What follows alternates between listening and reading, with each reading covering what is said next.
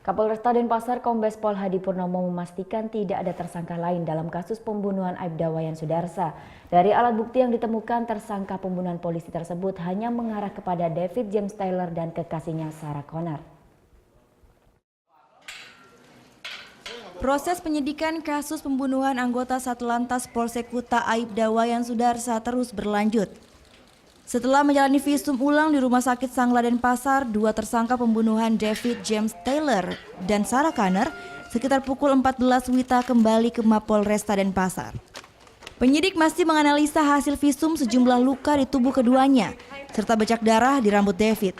Sementara dari alat bukti yang ditemukan penyidik, Kapolresta memastikan tidak ada tersangka lain dalam peristiwa pembunuhan ini. Saya nyatakan bahwa kejadian itu dua tersangka ya, di TKP.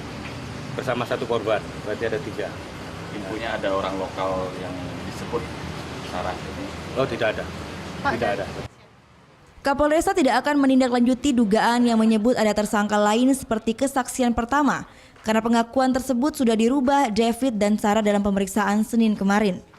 Penyidik kini fokus menyelesaikan berita acara pemeriksaan kedua tersangka agar bisa segera dilimpahkan kepada Kejaksaan Negeri Denpasar. WNA asal Inggris David James Taylor dan kekasihnya Sarah Connor WNA Australia ditetapkan sebagai tersangka setelah polisi menemukan sejumlah alat bukti berupa identitas dan bercak darah di hotel mereka menginap. Dalam pemeriksaan Senin kemarin, David telah mengakui sebagai pelaku penganiayaan Aibda Wayan Sudarsa hingga menyebabkan kematian. Muhammad Hasanuddin melaporkan untuk NET.